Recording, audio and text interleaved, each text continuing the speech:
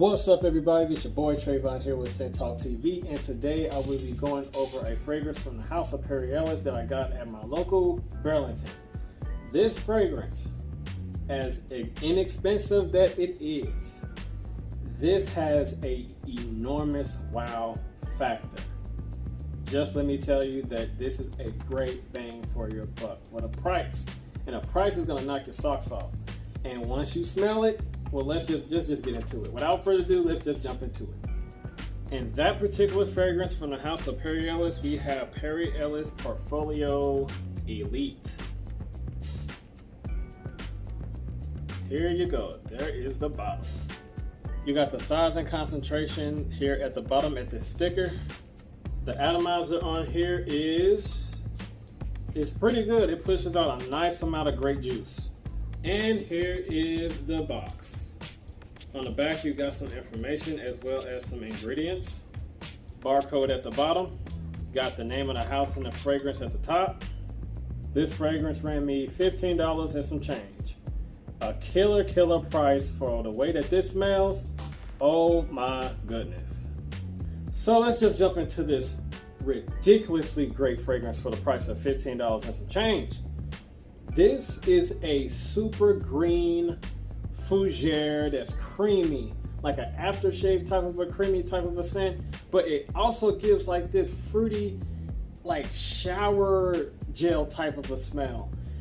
It's like it gives you so many different accords and so many different aspects all at once, to the point where it's hard to even keep up with this fragrance as it dries down on your skin. And I say that on a good way because it just gives you so many different accords, so many different vibes, so many different aspects of different type of fruitiness, like it's just wow. This fragrance is amazing. It's warm, it's fruity, it has a green fougere type of accord going on in there. Have some masculine white florals as well going into this fragrance. Has a little bit of fruitiness up top. Is very smooth. It's very smooth. It's not harsh. So in the top of this fragrance, you get apple, white currant, as well as artemisia. The apple in here is not too dominant, not at all, but it is noticeable. The white currant in the top gives it like some more fruitiness with the apple as well, giving it like a berry type of a creaminess. With the artemisia, gives it like, that's where the fougere type of a accord comes in, gives it like a nice, bold, herbaceous type of fougere type of a smell. That's where it also gets that barbershop-y type of a smell as well. And as you transition into the mid, get that geranium, lily of the valley, cardamom, and caraway. So I don't get really too much of that geranium, but I do get a lot of that lily of the valley as well as that cardamom. That cardamom is where you get that, that sweet little dry spice that you might get in the mid. And in terms of the lily of the valley, you get some white floralness, right? White masculine floralness, as well as geranium, giving it a little bit more of a green type of floralness.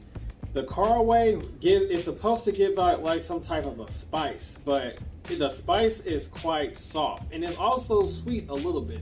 So once you transition to the base, that's when it gets a little bit heavy with that musk, the oak moss, vetiver, and that amber and the cedarwood and tonka bean.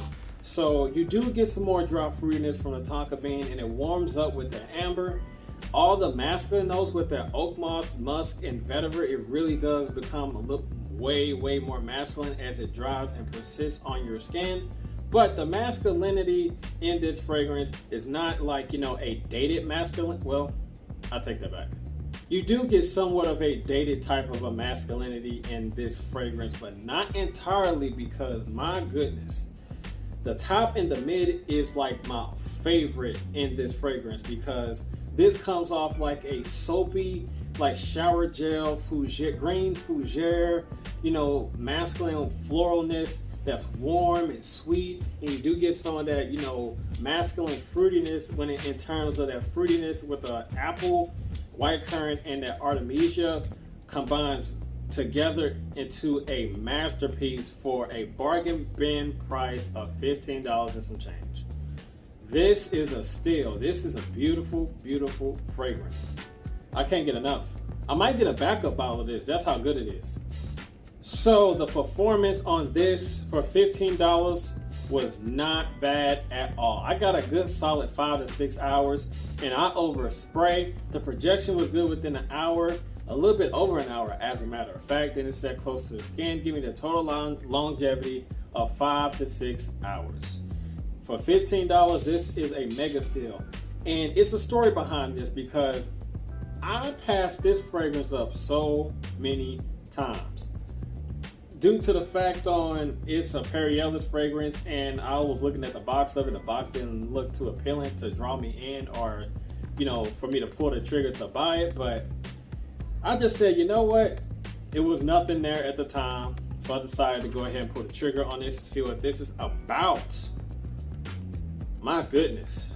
Seasons to wear this. If you want my specific opinion, I always say wear it whenever, however, it doesn't matter. But specifically, I would say this could be a good all year round scent. I don't see a lot of complexity as far as if it adapted to the heat, it become cloying or a mesh of a mess or anything like that. I mean, it doesn't have too much of a warm, sweet, dense aspect to this.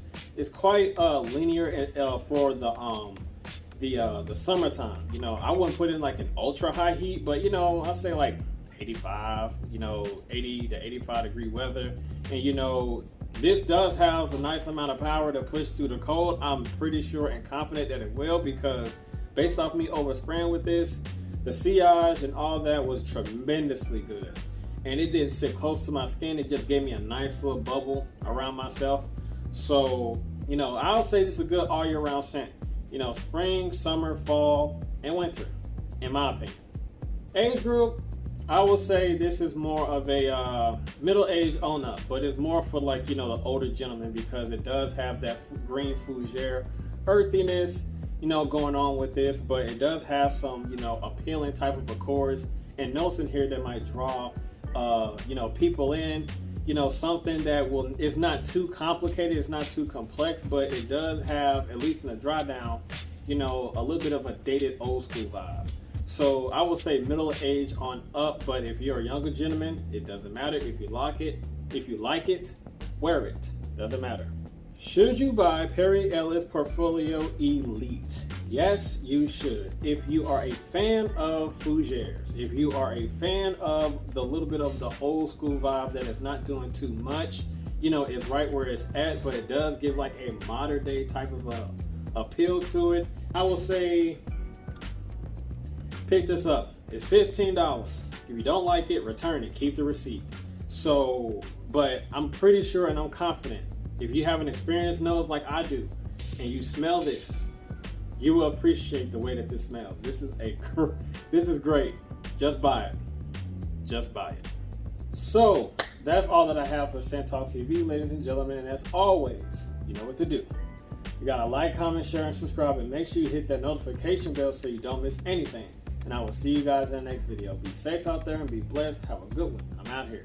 Peace. Ooh.